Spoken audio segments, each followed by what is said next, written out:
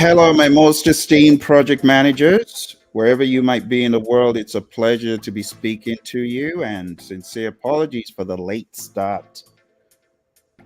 Sometimes technology has its way of reminding you that you're not really in control. Today was one of those days. Well, it's a pleasure to be speaking to you today because I know a lot of you have been working tirelessly on your PMP and you're now certified. And I'd like to say congratulations to those of you who are now PMPs. The main goal of today is to give you some guidelines, some specifics about what you can do now that you are a PMP.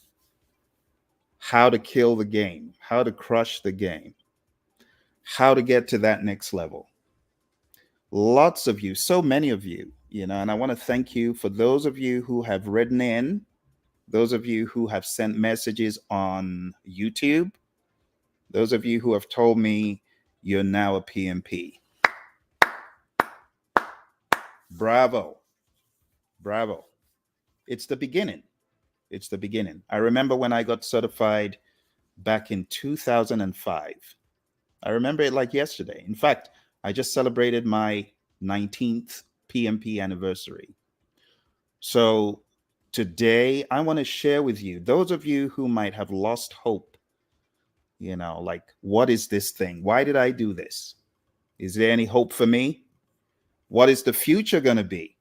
I can barely even find a job. Some of you are disillusioned, but I'm going to share with you today 21 steps that I have found invaluable in helping me kill the PMP game.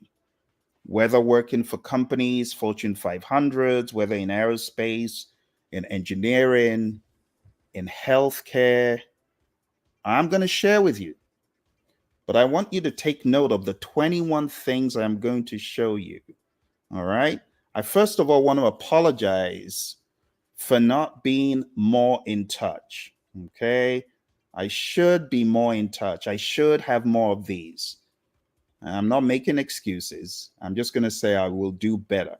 I will do better to check up on you and to ensure you are properly engaged, because I don't take it for granted that you are following me on social media. You don't have to, right? You could be elsewhere. So I'm gonna make it good. Okay. I'm gonna try to do these with a higher level of frequency, better cadence to check in on you. So let me give you, if there's one tip I want you to take away from what I have to say today, it is be courageous. You got to have courage. You cannot afford to waffle. You cannot afford to say, why did I take this exam? Why did I take the steps I took? No, don't do that. The PMP exam is what you make of it. Okay? It's what you make of it. When you get certified, the PMI owes you nothing else. You took the exam, you passed the exam, they gave the exam to you, they said you're a PMP. Now it's your turn to prove to yourself and the world that they didn't make a mistake. Okay? You got to hit the ground running the very next day. I don't know why you took the PMP exam, but I took the exam because I needed to get out of where I was. It was drudgery. I hated the job. And when it gets to the point that you hate the job, you need to get out quick. I needed to get out quick. So I got certified, and let me share this with you. Let me share this with those of you who think the PMP will not get you in the door. That's a huge lie. The PMP will get you in the door, but you got to be courageous. You got to have the right mental state. You got to have the right attitude. The great Zig Ziglar, he says, it's your attitude that determines your altitude. You got to have the right attitude going into these jobs. Some of you are already scared before you hit the interview. Well, guess what? Your body language is going to give you away. You're going to fumble because your mind state is not right. So you got to be courageous. You got to have a can-do attitude. Hey, you got to understand that the PMI was not on drugs. The PMI was not on drugs when they gave you a PMP certification. You got to remember that. So when the PMI has bestowed on you the title of project management professional, you need to do everything to make it happen. You need to do everything to prove that indeed the PMI was not diluted when they said, yeah, you're the GOAT. You're the guy, you're the girl. We're going to give it to you. You are now certified. You are able to take on any project. You know what I hear some PMPs telling me? Well, I guess I can't take on technology projects. I'm like, what's the matter with you? There are people leading entire states and countries. They ain't been for training like you have on projects. All we're asking you to do is figure out a technical project. And you're scared of that? No, you need to do better. You need to understand that the PMP is you getting in the door, then prove that you have what it takes. All right. Let's get rolling with it. I've got for you today 21 steps from my life, from my experience that I want to share with you to help elevate your game, to help get you to that next state. I don't want you to give up. I don't want you to quit. So let's talk about section 1, deepening knowledge and skills. Okay. The moment you get out of PMP, don't be like those jokers who say, well, thank goodness I'm a PMP now. I don't need to do nothing except look for a job. No. This is the beginning of deepening your knowledge. You know what I did when I got out of the PMP exam? Want me to tell you what I did? I started studying earned value, scheduling, costing, risk, compulsively, like a junkie. And what did that do for me? It got me in the door of a company that absolutely changed my life, that revolutionized how I saw project management. That company's Honeywell. Before I got certified, I was banging on the door trying to get them to let me in. You know, when you've just got this feeling that that is the company for you. And those of you that have that feeling, that nudging about, hey, you need to be in this company, take it seriously. Take it seriously. I took it seriously. I got certified. I started studying. And then the opportunity came to interview at Honeywell. And what was the job? For those of you who don't think earned value means anything, it does. I got a job as an earned value consultant. What was my job? Understanding how to bring earned value into customer and product support, defense and space, by getting the understanding from the people in the engineering team and bringing it to customer and product support. That was my job. That's what I interviewed for. So, of course, I couldn't have gotten the job without knowledge. Huh? A lot of you doing the PMP exam as it is today. Hey, can I just be honest for a second? The exam as it is today is very different.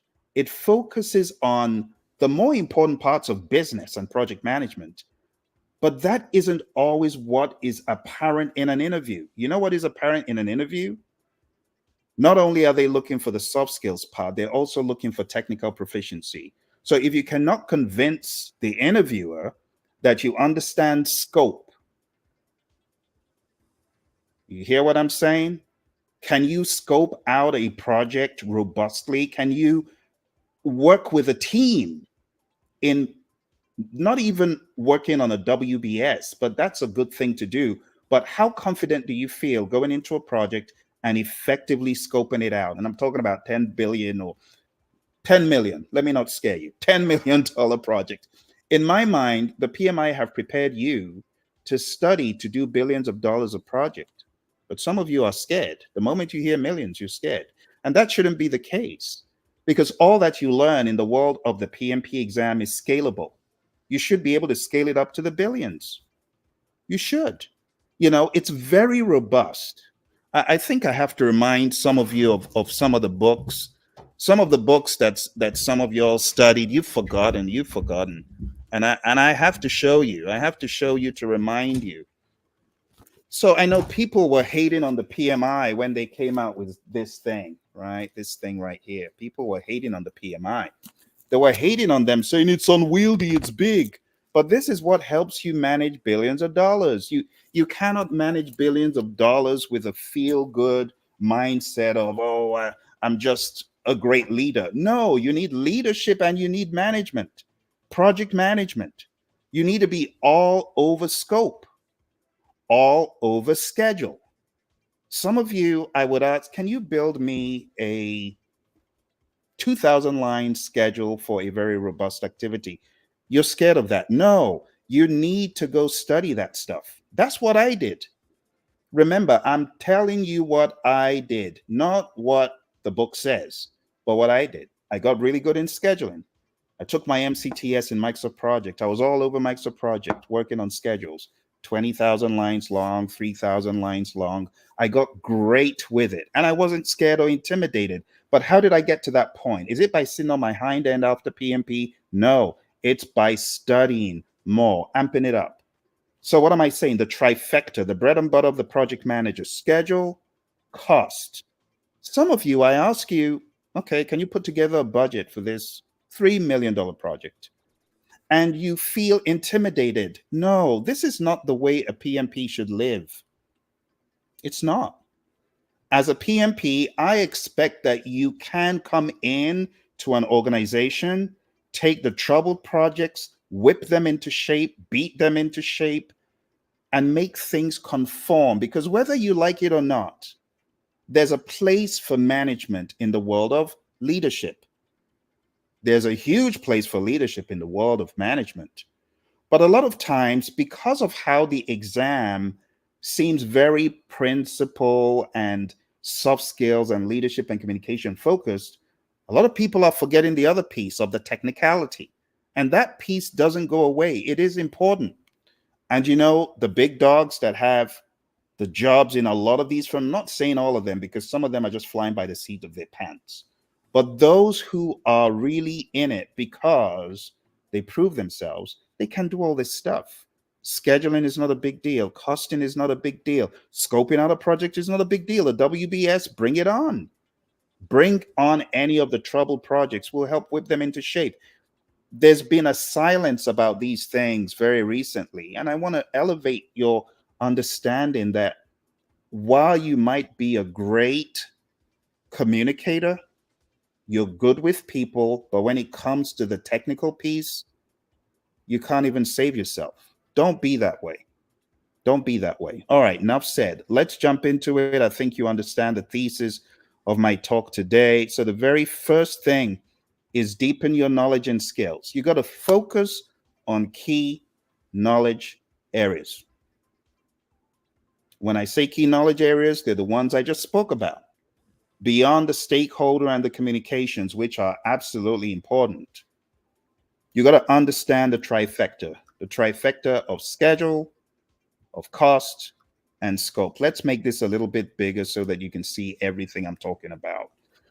So, the trifecta of schedule, cost, and scope. I need you, my dear PMPs. I need you to ace this in life, not on the exam alone, but in life. I need you to beef up your understanding. Go back and read the PMI guides. The PMI has a guide for scheduling, the PMI has a guide for scope. Did you know that? The PMI has a guide that can help you with earned value. Read those things. Those jobs are there for a reason. They're jobs in government that need earned value, that need schedule, that need scope. And you know what I need you to do? I need you to go to the next level. I saw a chat from our friend Janae. Janae, thank you for your chat. Janae said, "Hi Phil, what did you use to study earned value apart from PMBOK?" Yes. So I was fortunate to run into the Defense Acquisition University online back in '05, and I just ate everything I found on DAU. I ate it up for lunch. I ate up every iota of the formulas. I understood how to put an earned value management system together. I was actually tested on that during my interview at Honeywell, and I brought it home because I'd done the homework on DAU. So, Defense Acquisition University is definitely a good one to begin looking at. If you haven't looked at DAU, I want to encourage you to do that. Great repository. Back in the day, it was free. Thank you, Janae. Great question. All right. So schedule, cost, scope, really hone in on those. Okay. That will help you in any interview. And trust me, I've been for interviews where they ask very specific questions, almost PMI ish, because the people at the helm are either PMPs or PGMPs. You'll get a lot of jobs where they ask you about the technicality. You got to ensure proficiency in these critical areas. You got to get good and confident. Number two, continuous learning. The PMI say, we want you to get 60 PDUs. And you know what some of my friends do? They groan. Or they look for the easiest way out. And actually, PMI is just going above and beyond. They're trying to help you. You know, my buddy Lee Lambert, he said when he put this together, it was really to help PMP sustain the momentum. That was the whole idea. All right. So continuous learning is critical as a PMP. You want to dedicate months to further study even after the exam. You got to focus on your areas of weakness. You got to focus on emerging trends in project management. You know what I'm talking about. You know, one of the emerging trends in project management right now. You know, one of the emerging trends in project management is this thing we call AI. It's important. You know, AI is so important that I actually wrote this book for project managers. I call it Artificial Intelligence for Project Managers. Why did I write this book? I wrote the book because I understood that if project managers could harness the power of AI, they would greatly exceed their wildest dreams. They would greatly propel themselves into the future of efficiency and effectiveness. Because when you think about AI, what can it do for the non-project managers? Just think. What can AI do for a doctor? What can AI do for an engineer? A lot of things. It can help them build stuff. It can help them analyze data. It can do the same for project managers. You can analyze your data with AI. But what does the project manager spend 70 to 90% of the time doing? It's not a trick question. It's communication. So when you think of the fact that you can communicate more effectively with AI, let your imagination run wild. Just think about all the things you could do with communicating with AI. AI can help you check for biases in your email, in your communication before you send a message out. It can help you make it more empathetic. It can fact check you. So there are many things that are emerging trends in project management, and I encourage project managers to know more about that. You're most welcome, Janae. Thank you very much for the question. For those of you who have questions, just keep sending the questions in, and as soon as I'm able, I will take your question. So continuous learning in AI, I want to encourage that. I know that the PMI has some courses, they're free for those of you who are members, and I want to encourage you to look into AI, get good with AI. I also have a course on AI on Udemy. Check out my course on Udemy. I go into about 10 to 11 hours of artificial intelligence. I show you how to prompt engineer, you know, and these days, prompt engineering, for those of you who didn't get the memo, prompt engineering has changed. Did you know that? So I wrote a book called The RGB Prompt Engineering Model. And now, on top of that, I also want to encourage you to learn how to prompt engineer by your speech. How do you do that? Well, I'm going to show you that right now because I want you to get into it as soon as possible. I'm going to show you my way of prompt engineering. So, Bert, why don't you come on and let's speak to the good people? Want to say hello? Hi, Bert. It's great to have you join us. Let's dive right into this. What aspect of prompting are you interested in discussing today? Yeah, Bert, I want you to demonstrate to my listeners how you help me. Sure thing. Bert, why don't you start by explaining the basics of prompt engineering? You can walk us through how to craft effective prompts for AI, including some examples to illustrate your points. Well, beyond that, Bert, why don't we get into a discussion about how to save a failing project that's failing as a result of poor leadership? You want to give some tips?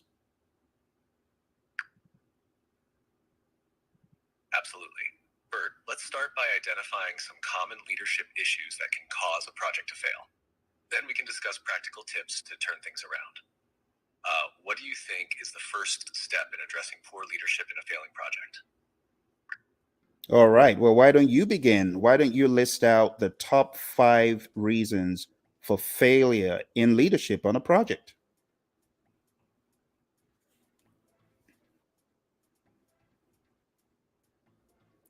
All right. Well, I think you get the idea. There's a way you can prompt engineer that transcends typing in messages. You can actually communicate freely, real time with AI.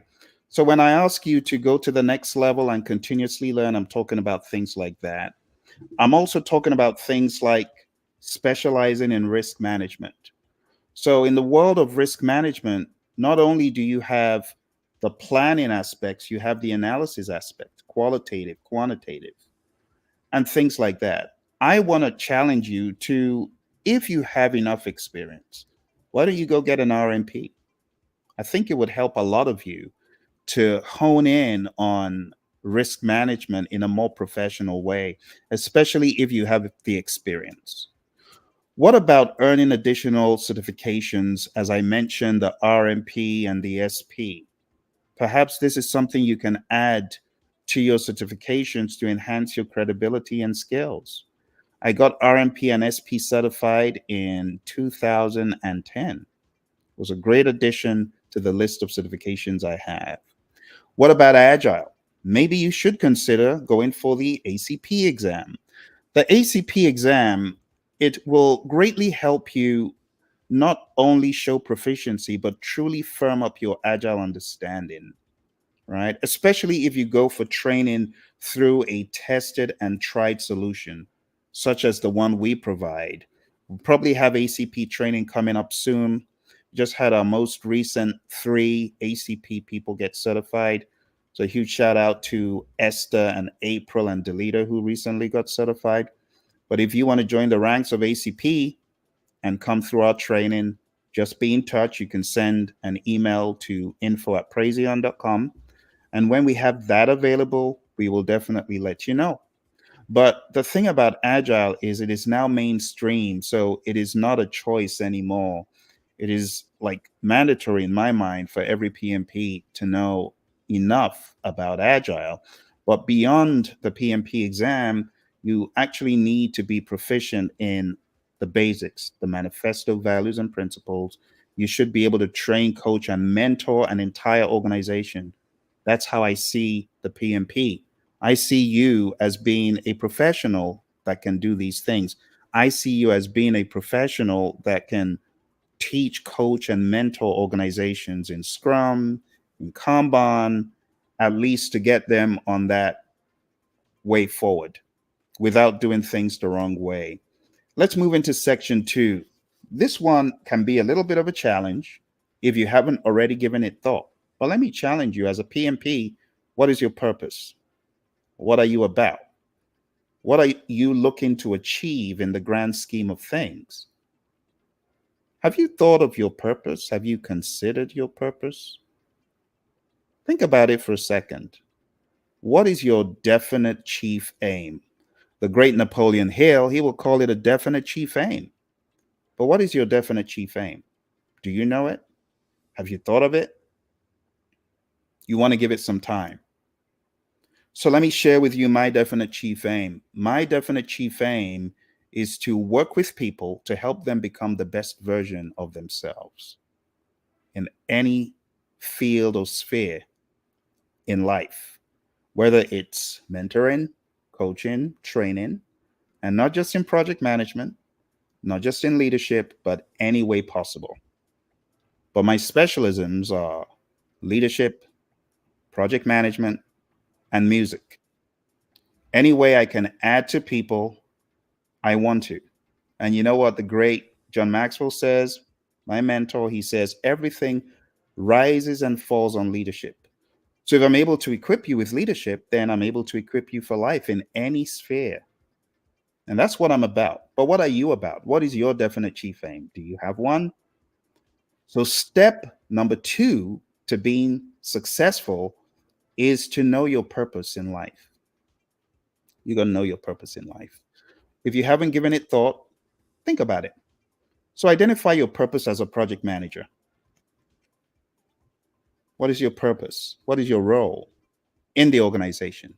Do you see yourself as just someone who is milling the corn, someone a cog in the wheel? Is that your idea of your purpose? Or do you have a higher level understanding of your purpose in the firm? Some people make the mistake of thinking their job title defines their purpose. It does not. It does not. Your purpose is defined by you. What is your burning passion? What is your burning desire? As you're sitting there in the firm, in that seat of responsibility, what's your goal? What's your definite chief aim? What do you want to be remembered by in that firm? What are you about? What do you want to achieve? You got to define it. And then you got to align your goals with the company's mission. If you are in a firm, just like I told you in the very beginning, I was in a firm that I did not like. I hated the job. It was nice in the beginning, but after a while, I couldn't stand it for many reasons. And I'm not being ungrateful. I was glad I had a job, but I just couldn't take it. The marginalization, the not wanting me to take the PMP exam and wanting me to just stay in the same position, status quo. I couldn't take it. And that's why I left. And I left because I knew my purpose. My purpose did not align with what my boss was trying to get me to do, which is be status quo. You know, in the UK, we say be the dog's buddy. I wasn't ready to be the dog's buddy. I said, no, I've had enough. So I left and I got 300% more money. Did you hear what I said? I said I got 300% more money. From getting in the 40s, I went to getting in the 150s in a matter of weeks after my PMP. Think about that for a second. 300% increase. But I didn't get it by loafing around. I knew my stuff. I knew my stuff. Not only did I study for the PMP, as Janae was asking, I studied a lot more, a whole lot more. And I want to challenge you. If you are a PMP and you feel the game is not working for you, I want you to become a beast. I want you to beast up and I want you to get insanely great in project management. Not just on the PMP exam. You know, a lot of people say, well, I got AT. Well, I don't mean jack. In the real world, no one cares about AT. You know what people care about? What can you do for me? What can you do for the organization? Can you make this project happen? And then I have on the opposite side, the people in lament. I got BT, Phil. I know I passed. I got target below target. Oh, be quiet. Are you a PMP? What are you crying about? Because you got below target? That's not what counts. It's what you do in the real world after PMP. But you got to beast up. You know what? A lot of these jokes who, you know, a lot of them, they don't value PMP as much, but they're certified. You know, some of them raving and ranting how quick it took them to get certified. You know, the first thing they do, garbage can. This goes in the garbage. The moment they get certified, they're like, I'm done. Praises. And it's just the bad attitude, because it should really be the beginning. It's the beginning. You shouldn't throw away your PMBOK guides. You know, when I look in my library up here, I have PMBOK guides. Let me show you the PMBOK guide I studied. It's here. This is the PMBOK guide I studied. This is a second edition. I still have my second edition, right? I still have my PMBOK fourth edition. It's here. I have my fourth edition. Look at that. I have my fourth edition. It looks even newer than my sixth edition. I have my fifth edition. This is my fifth edition right here. I still have it, you know? So I don't take these things lightly. You know, when you get certified, for the jokers who are like, oh, just throw it away, throw it in the garbage can. Don't do that. Don't do that. You should keep studying. You could keep studying. All right. Janae says, um, wow, Phil, I was wondering if project managers will still be required. Oh, absolutely. It's not going away. You see, it's like, I want you to go read up the story of Theodore Judah, who was a type of project manager. In my mind, I consider him a project manager, but he was a project manager of the Continental Railroad project, the railroad that was built early day America's. Theodore Judah. It was impeccable project management that helped him pull it off. When you look at his early day plans, you see plans for resources, plans for schedule, plans for costing. That was a project manager. Talk about way back. So project managers, they'll never go away. They'll never go away. They've always been around, maybe defined as something else. They'll continue to be there. Janae says, music, what instruments do I play? I play a number of instruments. I'm actually a music producer. If you look hard enough for my work online, you see my work on Spotify. I have 4 albums, about 20 singles. So, how did I learn great project management? I actually started off as a producer in the music studio because I would take my artists to the studio and have everything arranged and all the paperwork. And I didn't even know what I was doing. I didn't know that was project management, but I eventually realized that it was project management. Yes. So if you look for my music online on Spotify under Phil C, you will find my music online. Music is like the lifeblood of what I do. It's the therapy that keeps me going. All right, let's go to number 7. Grow to your maximum potential. Never stop learning and growing. You got to embrace a mindset of continuous improvement. You got to continually improve. You got to continually grow. Okay. But it needs to be a mindset. For those of you who are really keen on growing, I want to introduce you to an initiative that I have. And you can find this initiative at leadershipavenue.com. It's a program for life after the PMP exam because I realize PMP is never enough. PMP is not enough. You got to go beyond PMP. You got to go beyond PMP by studying, by developing, by growing, and by learning leadership. Everything rises and falls on leadership. Have you guys ever watched The Founder, that movie about the McDonald's brothers? You remember Ray Kroc and the story about Ray Kroc? What can you say about Ray Kroc? He was actually a leader who knew what to do. He was selling milkshake machines and he wanted to sell more milkshake machines. And he knew that if he was able to increase the number of franchises that the McDonald's brothers had, he could sell more milkshake machines. So as a result of his ambition, he ended up buying them out. he, and he didn't set out to do this. He just wanted to sell milkshake machines. But he was so ambitious that he ended up having more and more franchises so he could sell his milkshake machines. He ended up taking over the entire corporation. But it was leadership. Let me ask you, if I gave your skills, your talents, and your abilities to a second party, would they be able to do a better job than you? The question is, how well are you doing as the CEO of You Incorporated? Are you doing a great job? Are you doing everything under the sun to succeed? Some of you ain't. Some of you are on LinkedIn in plain sight and you're saying, I don't want people to know I don't have a job, so I'm not going to put open for work. Seriously? How is that being a good CEO? That's a crummy CEO. You know, to be a real success, you got to network with people. You got to communicate with people. You know what the Stanford Research Institute showed in a survey way back? It showed that success in life was 87.5% contingent on the people that you were connected with. People related is all about how you relate with people. Relationships.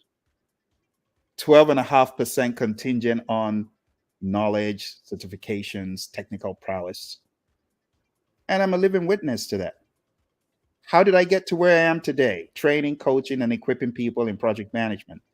It was as a result of one awesome individual. One person who said, Phil, I think you would make a great PMP. Her name is Mary Hirschner. Those of you on LinkedIn, look up Mary Hirschner. She's connected to me. Mary's retired now, but Mary said, you make a great PMP. I'm like, how do I become it? Because of Mary, we are here having this conversation.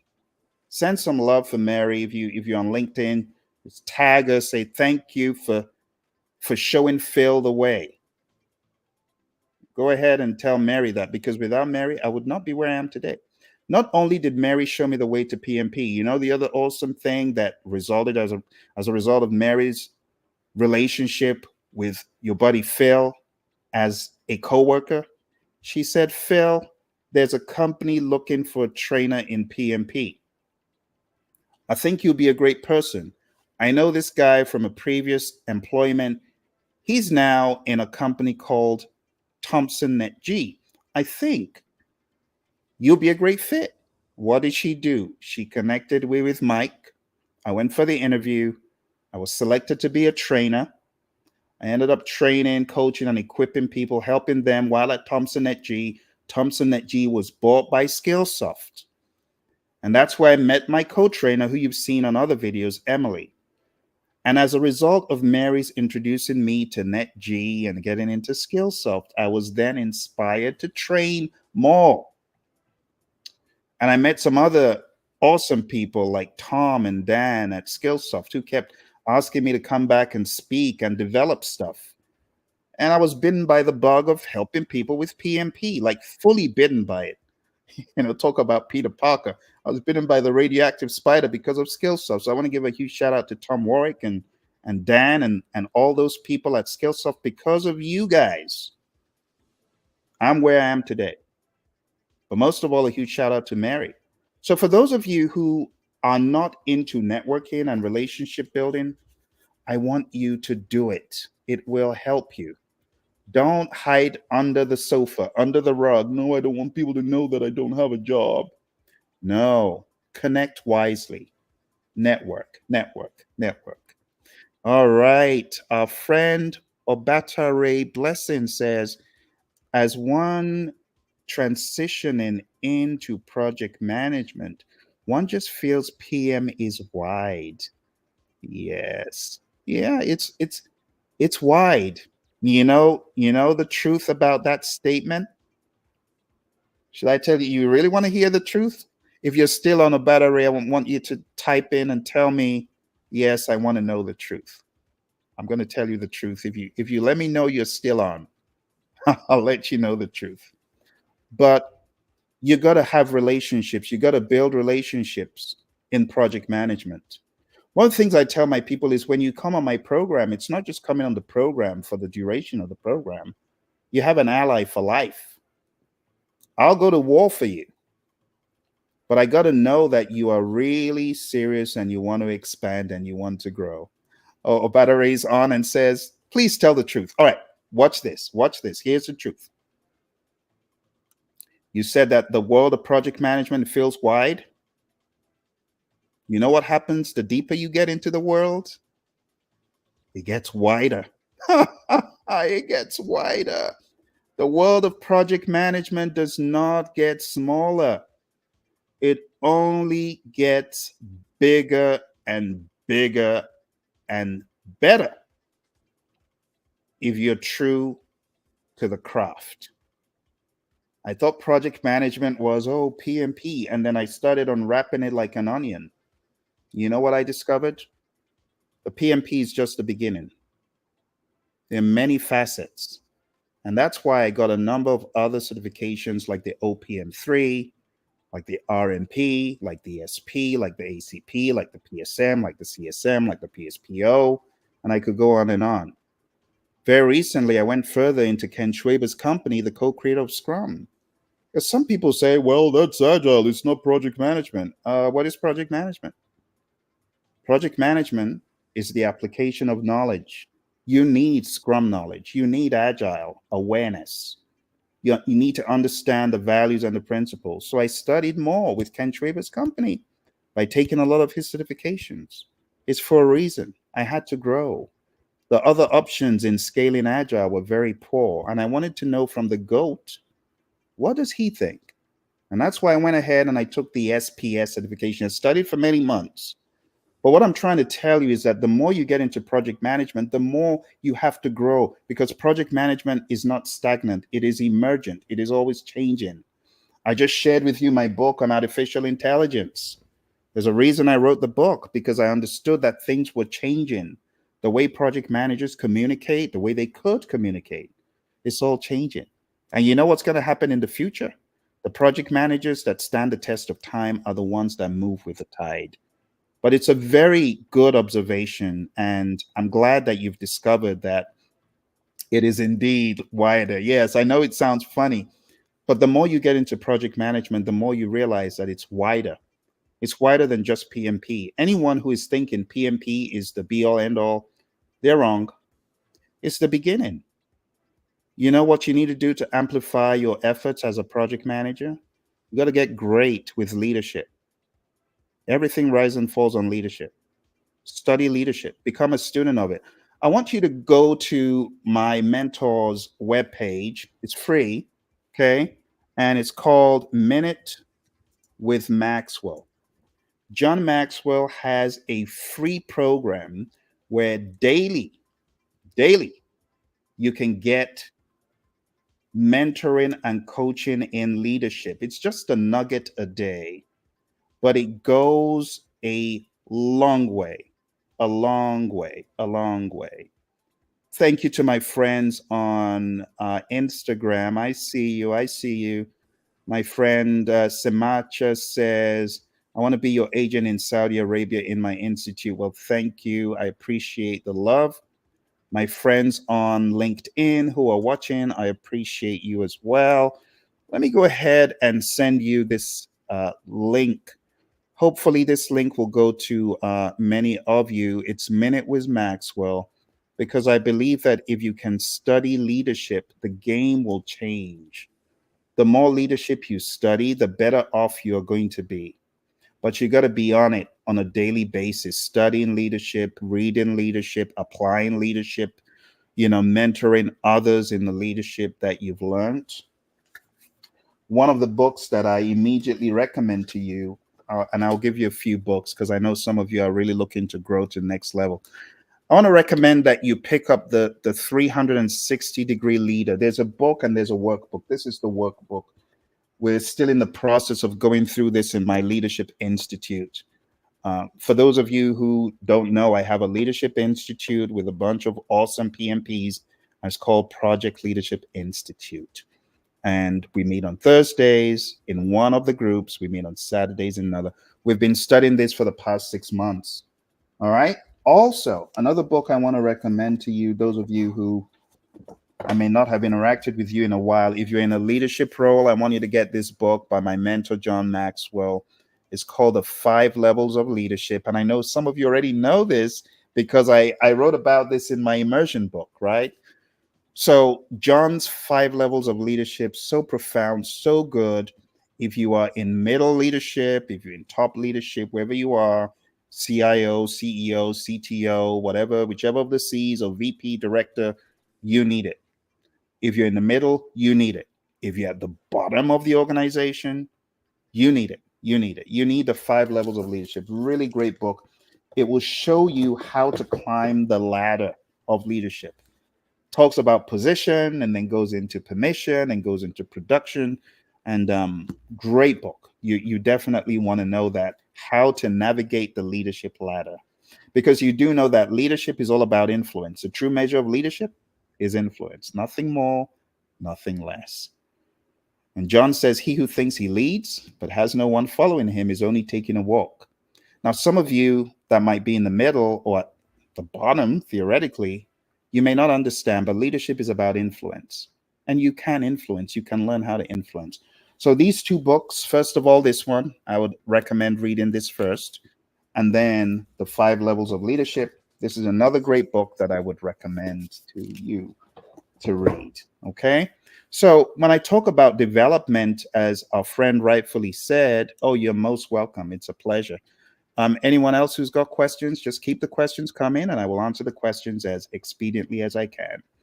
But one of the things I really would love to see from you, my friends who are watching, um, I want you to grow to your maximum potential, right? And it's just take no prisoners. Since I started this journey, I've been very fortunate to learn from some awesome individuals. I recently put together a seminar with Roy Schilling. Roy Schilling is actually my coach in Agile. And together we wrote the book that you see over here, this book called PMP Exam Immersion. We also wrote this book together, which is called Agile Principle Run and Cut. And we have a lot of these seminars together. Roy was also one of my trainers on this seminar that we had for change management leadership. And he was also my guest speaker on this seminar, right? Dixiv, which is about problem solving. And he was also on this seminar, incidentally, Scrum Mastery. So my buddy Roy, he's been my trainer and coach in Agile. And why am I saying this? Because a lot of folks think that they can learn without being like an apprentice. You got to put yourself in the position of an apprentice and learn. And that's what I did with Roy. That's what I've done with John. John has been my leadership guest speaker on the Project Leadership Institute. He was our keynote speaker when we opened, but I've been religiously following the work of John. I've been religiously following the words of my buddy Roy, and we've written books together. I've been also religiously following the work of Rick Brinkman. He wrote the book Dealing with People You Can't Stand. Great book. For those of you who may have hang-ups on people who are difficult, you go look for Rick's book on dealing with people you can't stand. And Dr. Rick has been back on a couple of occasions to teach us dealing with meetings you can't stand and dealing with people you can't stand. And you can find those lectures on leadershipstreet.com. Believe we have one or both of them of Dr. Rick's talk to us. So the sky is the limit for growth, my friends. You got to keep growing. You got to keep improving as a project manager. Number 9, I skipped one.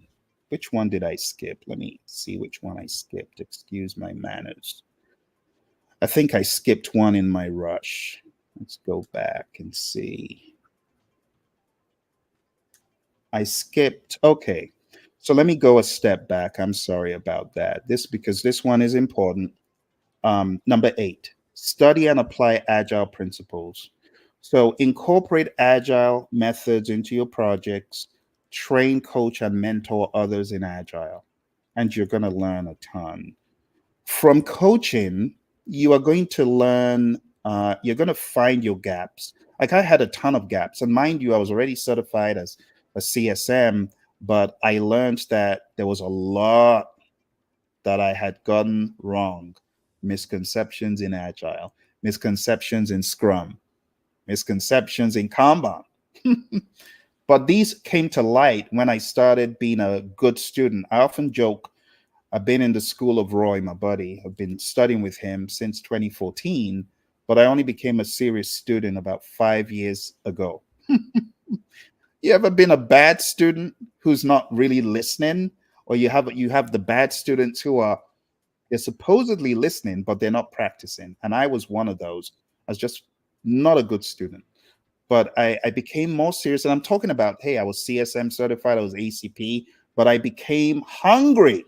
You know, the great Les Brown, he says, you got to be hungry. If you're not hungry, you ain't making no difference. I had to be hungry. And I got really hungry for Agile. I got hungry to know more. And my growth, Roy will attest to it. It was astronomical because all I did was eat, drink, breathe, Agile, the values, the principles, the values, the principles, the values, the principles, the principles, the values, until I became so obsessed they had stuck that I didn't even need to open a book to tell you what the values were. I didn't. So I want you to take Agile very seriously because it's now mainstream. It is not enough for you to say, I'm a PMP. You got to be a PMP with great Agile awareness. Note, I didn't even talk about the frameworks. Agile awareness. Know the values and what they mean. Live the values. Know the principles. Live the values and the principles. Apply them.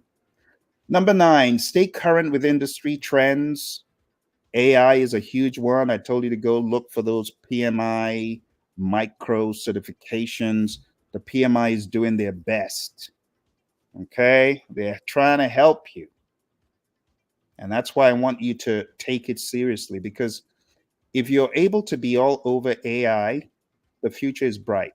But if you're AI inept, if you're one of those people like I don't think AI can be trusted, I'm sorry. You're going to be in the dark ages in a few years. You better get on the paddy wagon, learn about AI, stop prompt engineering, understand how to give good prompts, written prompts, speech prompts, and understand the technologies. You know, on YouTube, I have a channel. It's called the Project Leadership Institute channel. It's free. I know some of you have joined, but some of you haven't. It's free. Go join the Project Leadership Institute channel. Let me see if I can bring it up for those of you who haven't joined. And like I said, I apologize for not being more on your schedule, but I'm going to send you my other YouTube page. And I know this is going to help those of you who are looking to grow and you're looking for sources to grow, right? That's a good one right there. Yep, that's it right there. So going down to at Project Leadership Institute, my friends on Instagram, I want you to do the same. Hi, Delita, good to see you. Thank you for joining on Instagram. I just saw you. I gave you a shout out a few moments ago for your ACP. I don't know if you heard. But anyway, good to see you, Delita. Delita is one of the smart ones who joined the program. You see the ticker tape below. Delita joined that program, right? The leadershipavenue.com, life after the PMP exam. And she got her ACP, after that she was fired up. And April as well joined the program. They both got really fired up, and they're part of the Praizion family who are doing awesome things. All right, let's move on to number 10. Join professional organizations. So participate in organizations like PMI, network, go to your PMI chapter meetings, do all that good stuff. Some folks may not have remotely joined their PMI chapter. And I'll just say this, the PMI chapter, it's really more like the rites of passage, because if you haven't been to a PMI chapter meeting since you've been a PMP, it makes me a little bit concerned, like, why not? It's like you belong to a family, but you don't know the family members. You got to go to a PMI chapter. You got to at least try it, right? Try it at least once. Try it at least once. And then beyond going just for the chapter meeting, you know what I want you to do?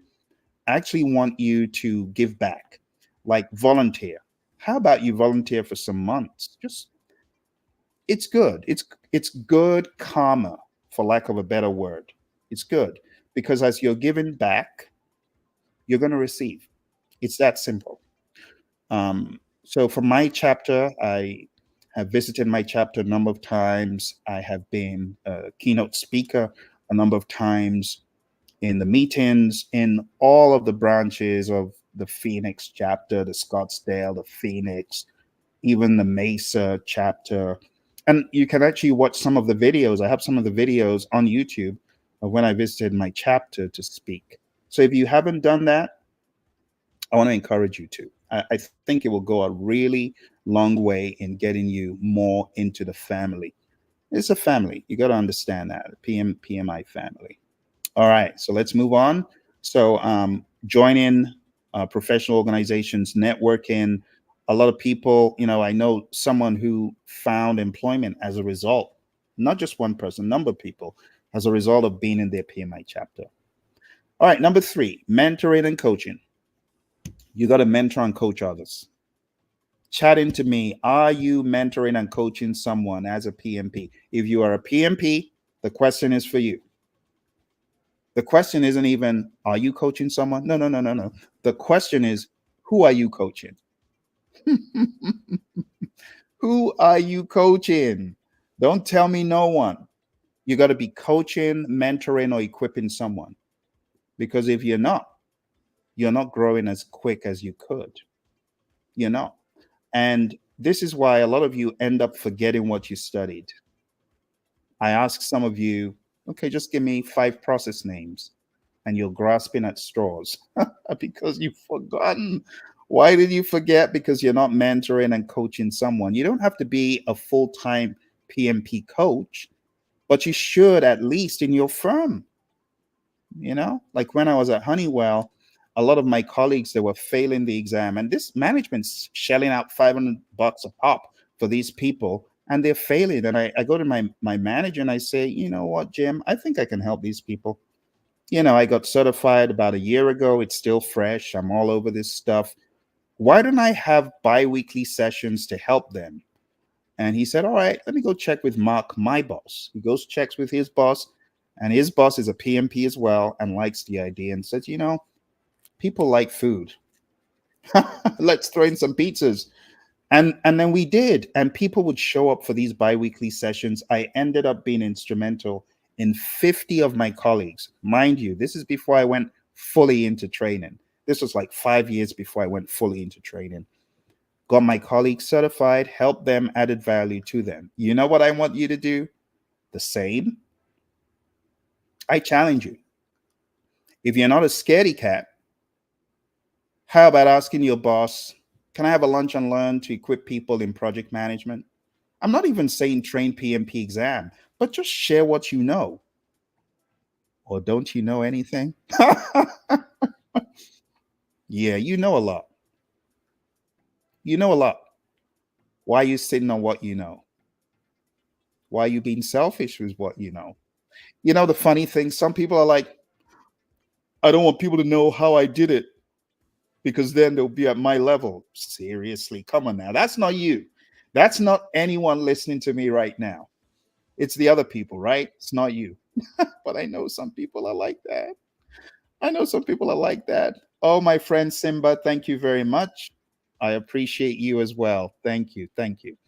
Yeah, because I know you folks have a lot to share, and you should. Because if you don't share, you know what you're being? You're being a reservoir. You got to be a river.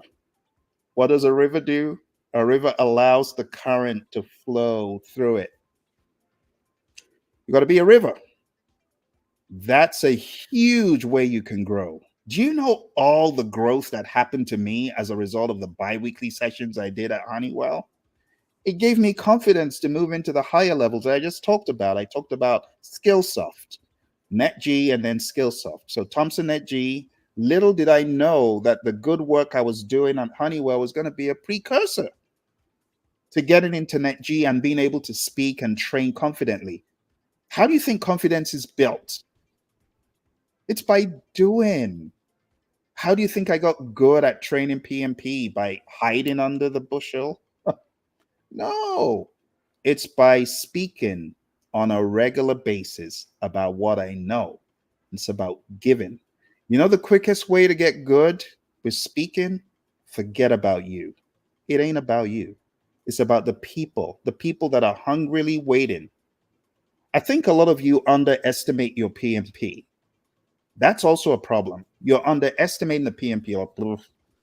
It's nothing. Oh my goodness. Really?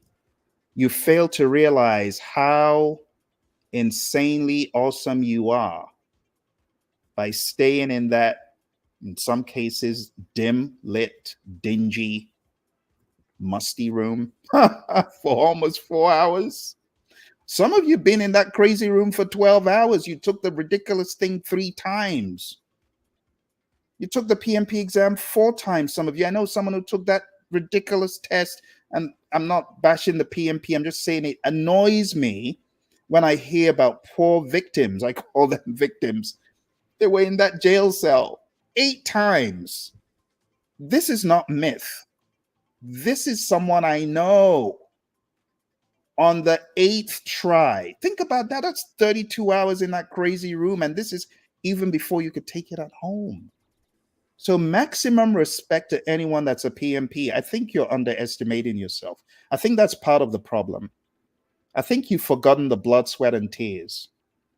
I think you have. Because if you hadn't, you'd know that you're a beast. You're a force of nature. It's up to you to realize it. You could stay little old me. What do I know? The reason why you feel little old me is you're not really realizing. You've not done your retrospective. So I was one of the smart ones who did the retrospective in the exam hall. In the exam hall. I did my retrospective in the exam because I'd spent 1 hour and I'd only done 20 questions. And I said, Phil, you're gonna fail. You're gonna flunk this exam. And then all of a sudden, I heard a gremlin on my shoulder saying, the PMI is just giving you harder questions because they know you failed that one. They're giving you another. Now, that was a conspiracy theorist gremlin, but it did help me. Even though it's all fake, that's not how the exam is, because I later became a registered education provider and I realized, no, that's not how PMI administers the exam. The exam isn't as intelligent as you think on the front end. Now, the data analytics is extremely intelligent because that's how they're able to find out people who've been naughty. I'm not saying it's always accurate, but I'm just saying this was way back. But when I had that thought, I started thinking, having flashbacks. Have you ever had flashbacks of your PMP prep time? Like, talk about a jail cell. I will go to my library every Saturday for like 5 to 8 hours and I just locked up. Talk about being in a fort somewhere. And I would study. I showed you the book that I studied, and I would study and study and study my brains out. And I think some of you forgotten the work you put in. Because if you didn't forget, you would look at yourself and say, yeah, I've got something to give the world. I want to challenge those of you who are listening to me right now. I want you to go start a social media account on Instagram, on YouTube, on Facebook. You know what I want you to do? I want you to share your PMP exam journey. One video. Can I depend on you to do that? Can I? I know I can. Do you know what it's going to do for you? It's going to take you back down memory lane for you to realize all the work that you did towards this certification. Now, those joining that are not PMPs, they're not going to get it. They're not going to understand the work that you and I put in. But the work that you and I put in should not go to naught. You should resurrect that work and teach, coach, mentor, help others. And then you're going to grow as well. You're going to become a river. Okay? So I really want you to coach, mentor, train, help others. Okay? Don't stay comfortable. Oh, I'm a PMP. Thank goodness I got to dry land. I'm one of the crabs out of the barrel. I'll leave the others to their fate. No. Don't do that. Don't do that. All right. Number 12. Sow seeds of knowledge. Invest time in developing others. Share best practices and lessons learned. It goes back to mentoring and coaching. You find a new junior project manager, help them, lift them up, show them what you know. Show them what you know. Number 13, I've already talked about your network, right? Show me your network. Probably have an idea about your net worth. So build relationships with other PMs, exchange knowledge and opportunities, and just remember what I told you about the Stanford Research Institute. Their work is very clear. If you want to fly higher, get connected. Want to fly higher, know more people. Give value to people. It's very interesting how life sometimes reveals the dynamic of relationships in a more profound way than ever before. Like my mentor, who got me certified by giving me all her books, all her materials and stuff, which I passed on to other family members, by the way. I eventually did return them when we all got certified. But I realized that When you give, you get back. So my mentor just very recently retired. She was in a job for 15 years. 15 years. Great job, great bonuses. How did she get the job? You may ask. She got the job as a result of someone's passing the job on to her. Who was that person? It was me. I said, "Hey, I think this would be a good one for you." Sure enough, it was. She was in the job for 15 years. As she gave to me, she benefited when I was in a position to get jobs like that. Just 2 years before that, no one would have ever given me the time of day. You ain't a PMP. I'm going to send you this job. But they sent me the job because I was a PMP and a master scheduler, just like her. And it so happened I couldn't take the job. She could. I passed it on, and she was in that job, killing the game, adding value to that firm, affiliated with Boeing. Great job, great bonuses, 15 years, all because she sowed a nugget in my life to get certified. You just never know who you might be mentoring. You might be mentoring and coaching the person who is going to help you get to the next level. Think about it.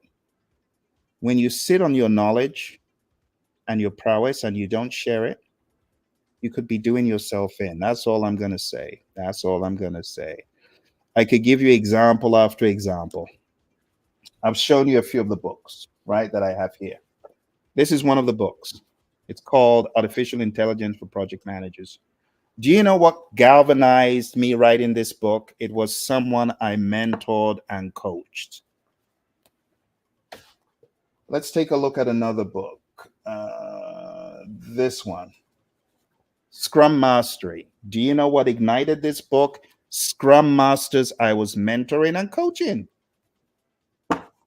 And I could go on and on and on.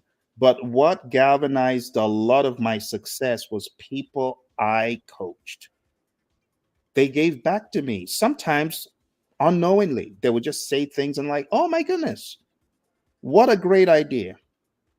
And I would seize it. And it would be value to me, all because I've been mentored and coaching them. You hear me talk about my buddy Daryl, and you see him on the channel.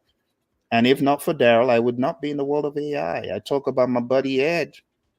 And if not for Ed, I wouldn't be writing a number of the books. I'm writing 2 books currently as a result of his influence. He didn't even know when he sowed that nugget. So you just never know the people you're mentoring, the people you are meant to mentor. You just never know how instrumental they will be to your success. Okay, think about that. Think about that. All right. I'm sharing with you 21 steps to growth after your PMP.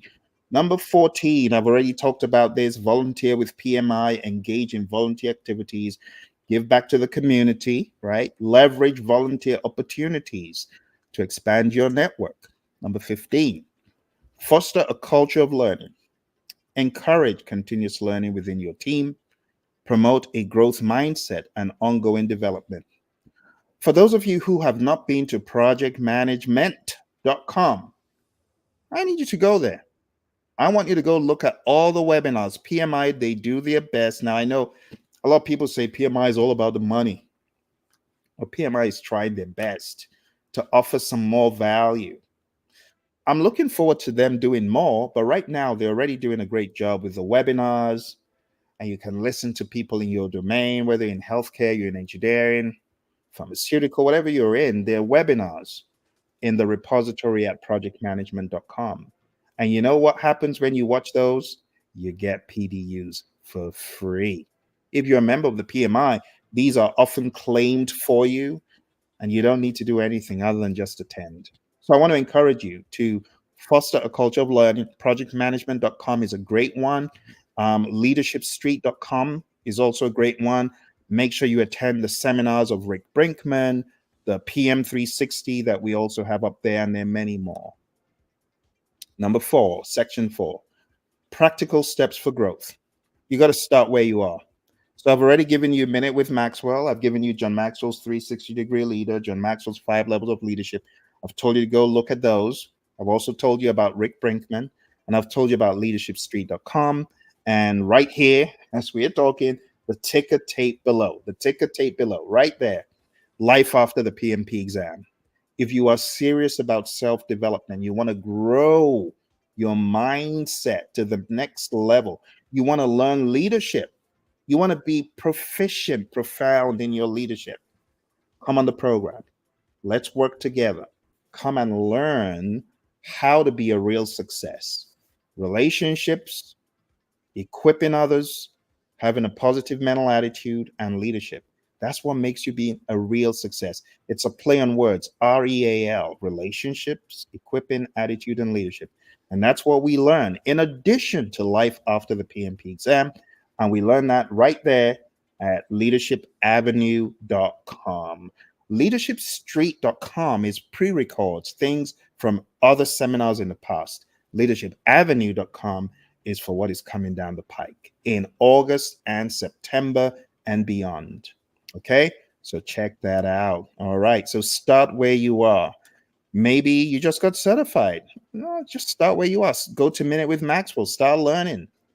Endeavor to be in my next leadership program, Leadership Avenue, right? Go there, sign up. Find productive activities that advance your career. Look for opportunities within your current organization or community.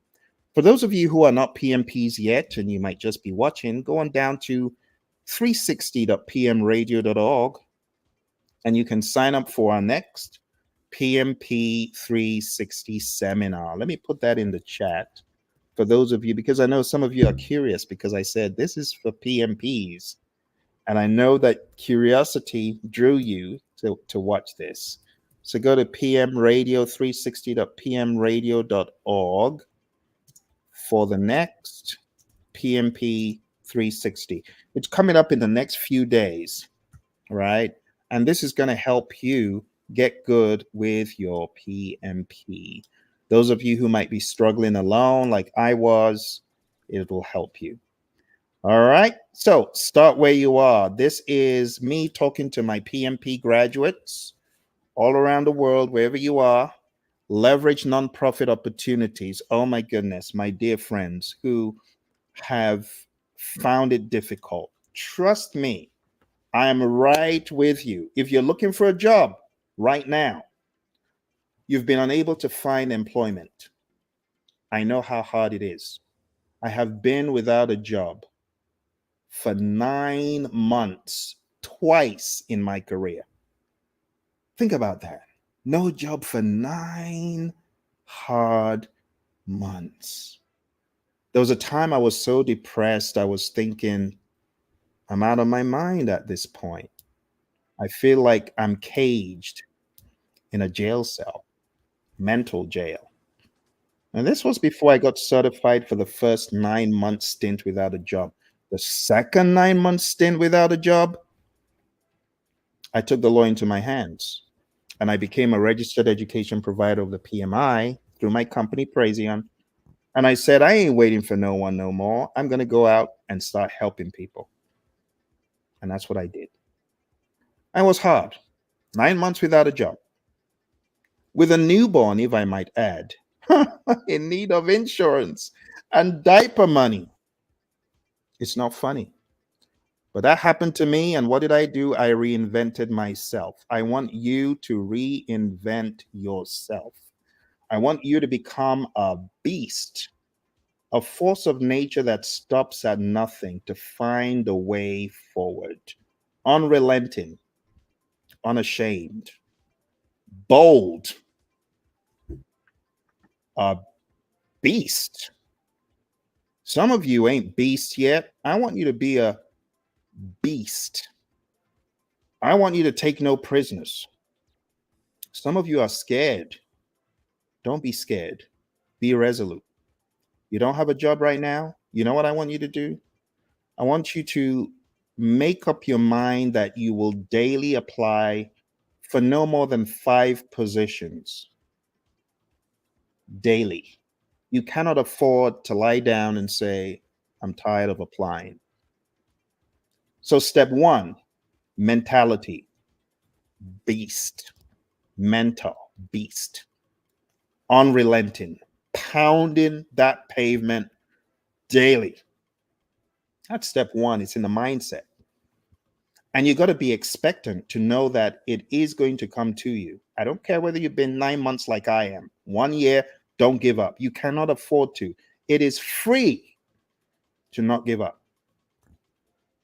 So, why do you want to give up? You got to be a beast, unrelenting beast. So, what you're going to do is daily apply for 5 positions. It is going to build your confidence. And when you get the opportunity to interview, as I did a number of times, you're going to go for the interview and you're going to say, thank you for the interview because it tests my prowess and it helps me. So, you got to get in the right mental state. When you're in that right mental state of, I'm grateful for any interview I get because it's going to test me and help me.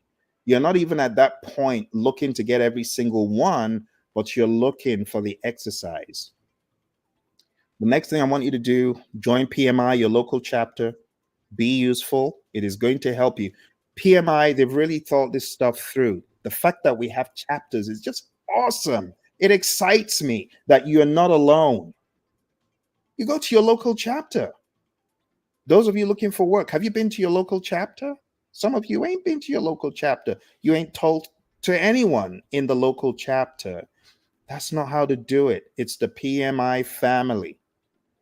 So you got to be more aggressive. Okay? You got to be beastly in your mindset. You got to be aggressive. And when I say be a beast, unrelenting and maximum conviction of who you are. You're special, except you feel like your PMP was given to you out of pity.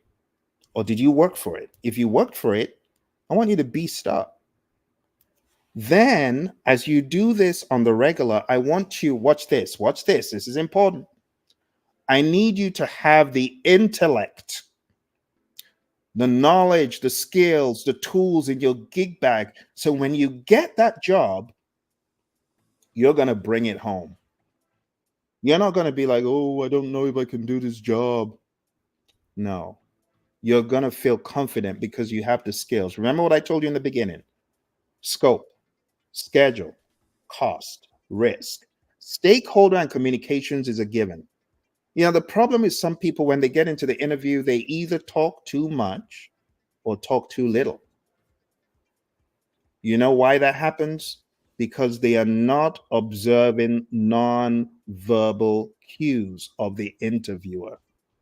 Through body language, you should be able to interpret, should I shut up?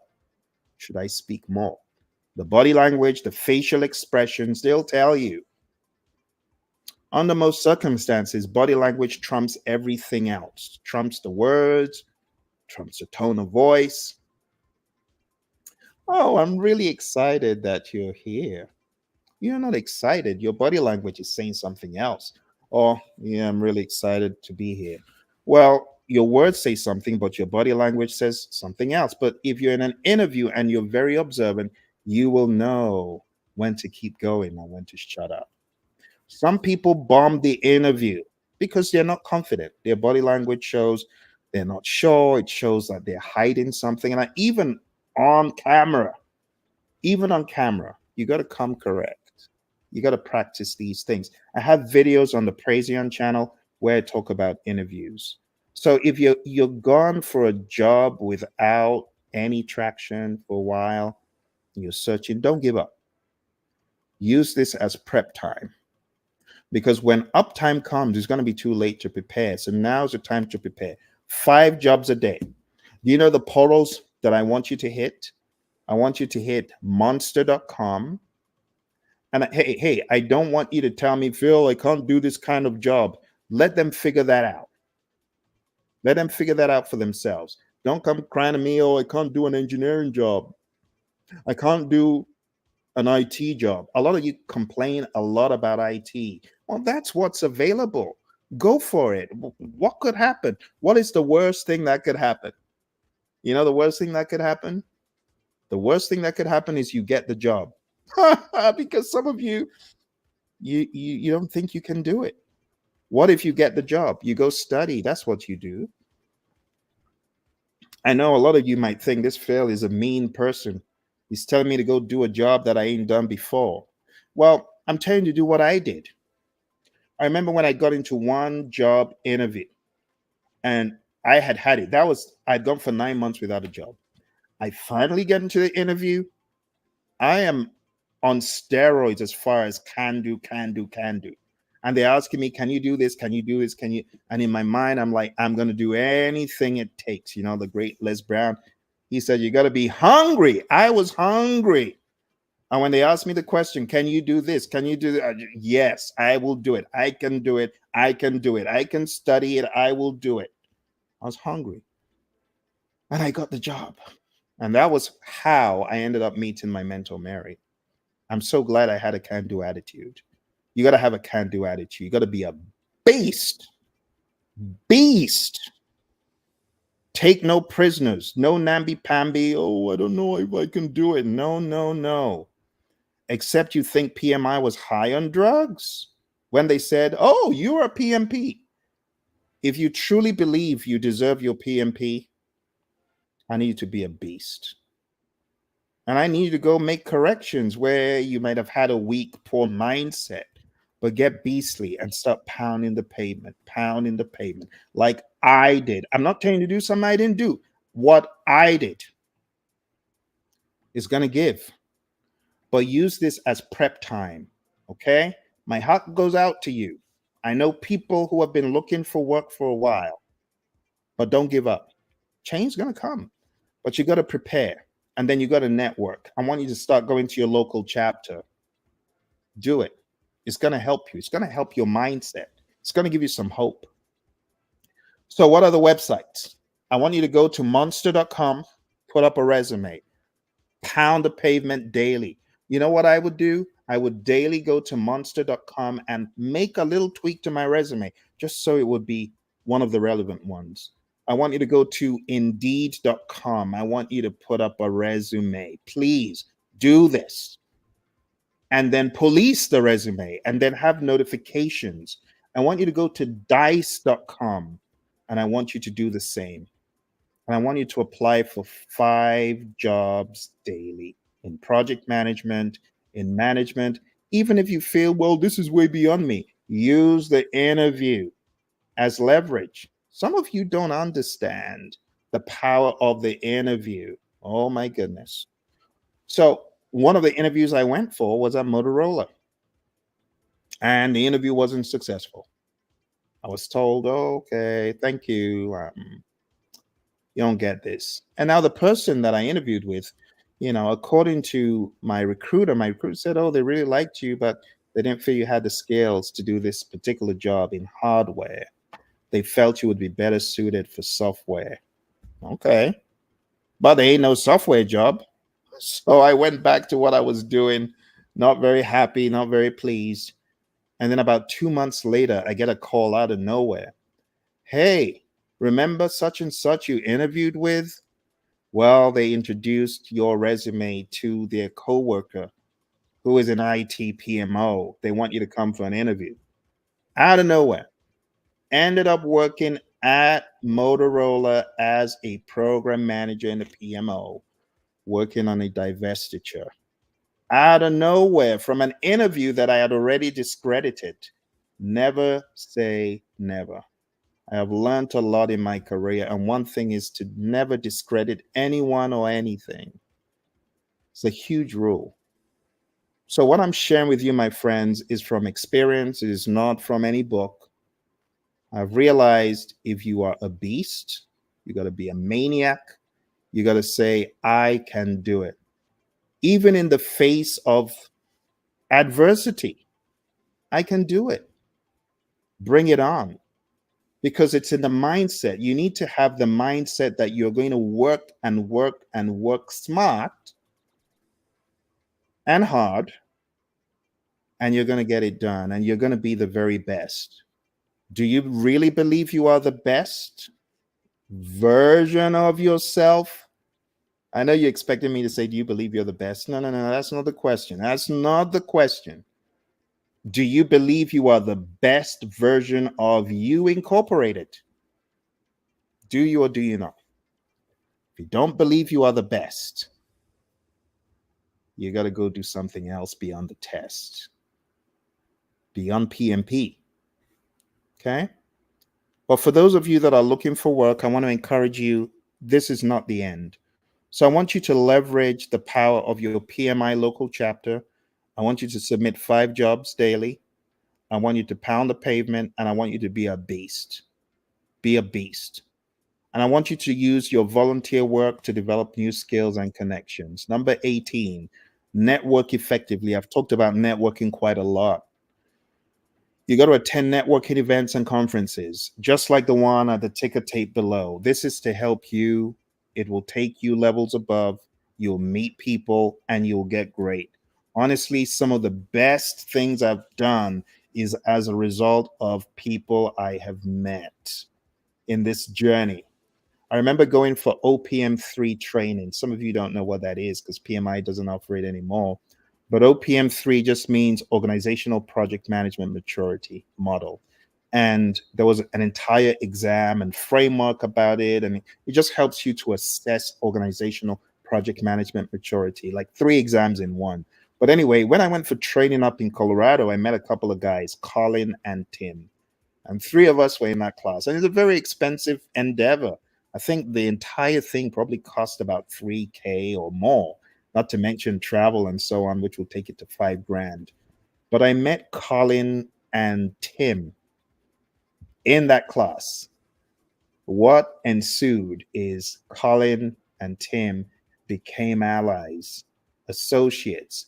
We would train Microsoft Project to organizations, advance Microsoft Project to organizations. And it was as a result of networking through all of this. So I want you to understand that networking determines a lot in this career. I've also told you about my buddy Roy and Rick Brinkman and John Maxwell. And honestly, that is how you network. You got to network with intentionality. You got to build meaningful relationships with peers in the industry. Number 19, trade knowledge and opportunities. Collaborate with mentors and peers to share jobs and resources. You got to be actively doing this. It's like being a river all over again. Use your network to find new opportunities. I told you the story about Mary and me. I wouldn't be where I am without her. She just finished a 15-year stint as a result of our connection. Number 20, adapt to changes. Stay flexible and adaptable in your career. Be prepared to pivot and take on new challenges. So, I mean, I could have been one of those people who said, well, I don't want to do anything else but work at Honeywell. I'm not happy that I can't be here forever. Well, no, I understood I needed to pivot. So when I left Honeywell, because I was a consultant, and after 2 years, that's it, you have to go. You could come back later, but you got to take a hiatus. So I left and I ended up at Motorola, and then I worked in a number of other places, and I found myself in my dream job. My dream job was in a gaming company making video games. World of Warcraft, those of you folks who like those multi online player games, I was in a company that was building a game like that. It wasn't World of Warcraft, but it was built after the Stargate franchise. I love that job because it combined my creativity and my technicality, and it was just a job made in heaven. I was really excited about that job, and I thought the job would never end until one day the brake screeched.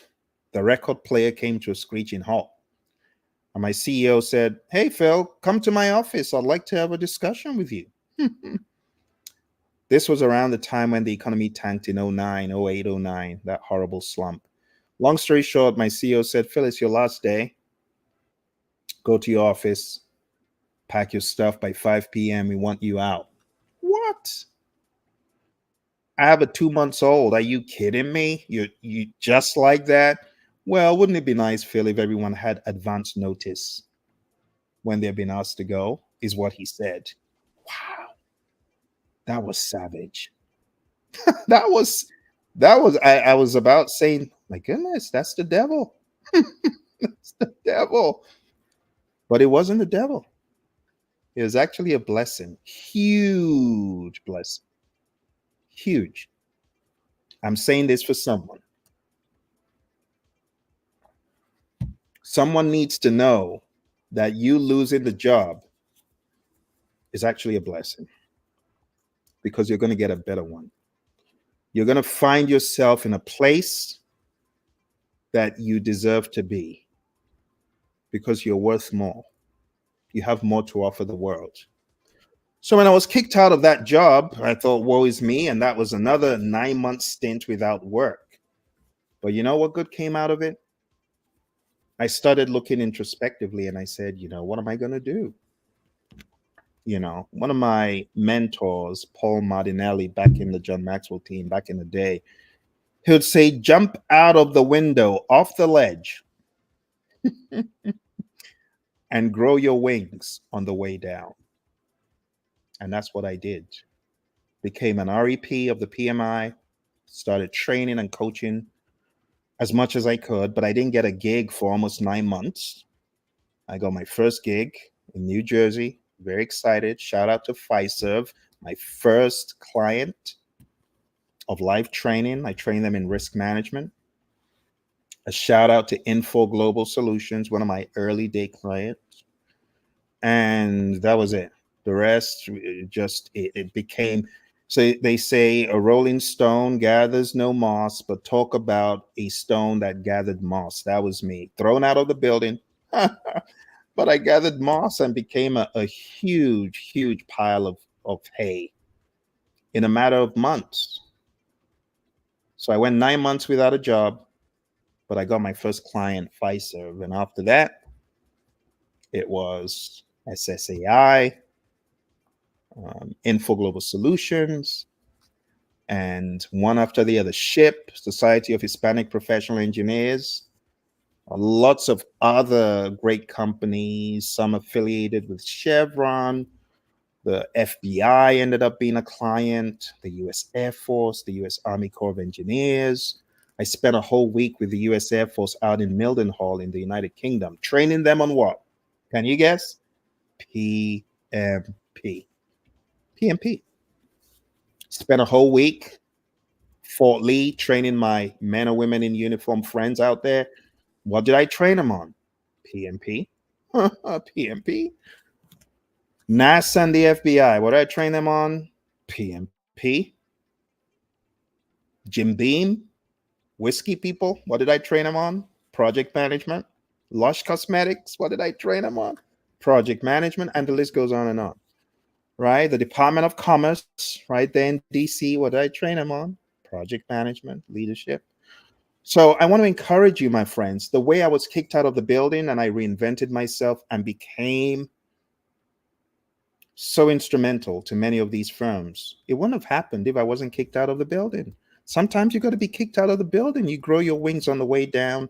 You reinvent yourself. You become more valuable. So for those of you that have lost hope, I'm hoping that this broadcast has given you some hope. I am hoping that you take things to the next level.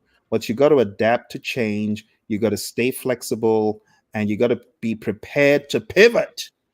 Some of you don't want to pivot. Oh, but I want to stay in healthcare. I've always been in healthcare. I don't want to go to IT. You don't want to go to IT. What if IT is the next big thing for you? Like me, I don't want to be kicked out of the building. I want to keep building this video game. I like it. There's bigger fish to fry. You just need to meet the fish. You just need to meet the fish. You better learn how to swim, though. You better learn how to swim. Oh, my goodness. All right, my friends, we're almost rounding up for today. Number 21, apply the KGS formula. What is the KGS formula? The KGS formula, I coined this. John Maxwell wrote the book, How to Be a Real Success, and he talks about three things. But being a project manager, trust the project manager to have to put a PM spin on it. There are three things. Number one, you got to K Number two, you got a G. And lastly, you got an S. What does that mean? You got to know your purpose in life. Please know your purpose in life. Please have a goal. Please have a long range vision. Please have a definite chief aim. Some of you are not aware why you're here. You're like, oh, I guess I'm just living life day by day for the paycheck. No, I beg to differ. Know your purpose in life. Someone said, Phil, I've been trying to work on that for the past 30 years. Start somewhere. Start somewhere. One of the most comedic things that you can do, ask GPT. Get your resume, give it to GPT and say, GPT, what is my purpose in life? And I'm not joking. You just have to have a target. Please have a target. Because if you don't have a target, you're just going through life, and you got no clue why you're here, and you're just living for the day. And that is the most miserable life to live. Just having no purpose, no direction. Come on now. When I was 10, I had direction. I said I wanted to be a musician. Well, seems like it worked out. I became a musician. I've got 4 albums, 20 singles, still working in the studio. But beyond that, I want to help people, which is why I'm here, yelling like a crazy person, because I want you to achieve greatness. And greatness is different for a lot of people. You don't have to be a world name, but you have to be the best version of yourself. And to be the best version of yourself, you got to be ready for sacrifices. Studying beyond PMP, joining your local chapter, mentoring and coaching people. I've given you a lot of to-dos. You got to do them. Then you got to grow. You got to grow. Keep growing. You never stop growing. The moment you stop growing, that's when you're 6 feet under. A lot of people didn't get the memo. They're like, I want to retire and do nothing. Well, no, you shouldn't think like that. You should keep growing. Keep building the knowledge. Keep adding knowledge to your repository, to your banks. Right? Finally, this is the one a lot of people struggle with. Sow seeds that benefit others. How about you begin with this one? Get the link to this video. It's free. They only buy nothing. I need you to sow a seed. I'm sounding like a preacher. I'm sounding like a preacher. But I need you to sow a seed by taking this link and sharing it with another PMP. How about that? Do you know the amount of energy you're going to create when you do that? I want you to take this video link and post it on your social media. Post it on LinkedIn, post it on your YouTube, post it on Instagram, post it on Twitter, post it on TikTok, post it everywhere. Snapchat, I don't care. Post your buddy Phil, because I want you to help others who need to hear this message. You get what I'm saying? Okay. I know I'm going a mile a minute, but I need you to do this to help people. Oh dear, it seems like your buddy Phil is in high demand. Well, it comes at a very timely point, because this is where we are going to ask our final, do you have any questions? Because we are at the end. Here's the conclusion. You got to be a beast. All right, that's number one. Be a beast, be a beast, be a beast, be a beast. Don't be docile. I need you to be beastly, like in mindset. The beast has no fear. Very recently, I went up to a place where we call Bearizona. I met a bunch of bears. They ain't scared. They don't care who you are. It's their domain. I met a bunch of bears. Bunch of bears. I'm going to be posting some videos soon. Very impressive. But beasts don't care. They don't care who you are. They're not scared.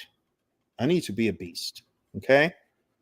The key points that I've raised here is the KGS: know your purpose in life, grow to your maximum potential, and sow seeds.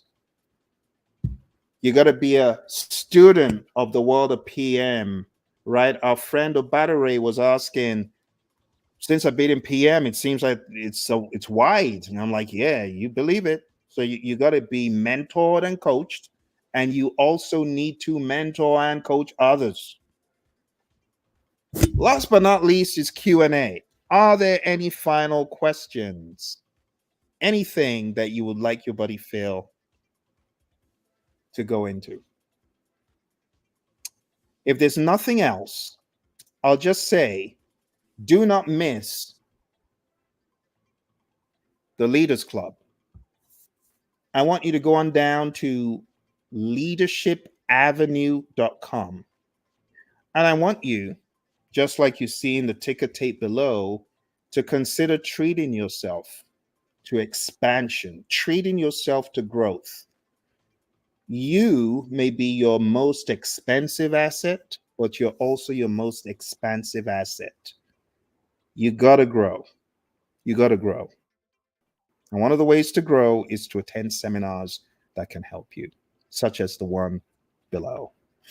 All right, my friends, your buddy Phil here, showing up to help, to inspire, to encourage. Thank you so much for joining me. I wish you all the very best as you go through this trajectory of excellence in your PM journey. I've been at it for over 2 decades, and I tell you, I don't regret it one bit. I'll do it all over again and over again and over again. Thank you for joining me. I wish you all the very best. If you're looking for employment, be a beast. Don't shirk. Don't give up. If you are a business owner in disguise and you're sitting down there saying, well, I guess I'll get into business tomorrow. Hey, go to pmanonymous.com. PM Anonymous. I think you need some training and coaching from your buddy Phil, because you need to be starting your own business. And what are you doing sitting down there when your business should have started like eons ago? All right, my friends, it's been a pleasure. Thank you all very much. I appreciate you. I look forward to seeing you again. Like I said, I am going to endeavor to do these a lot more.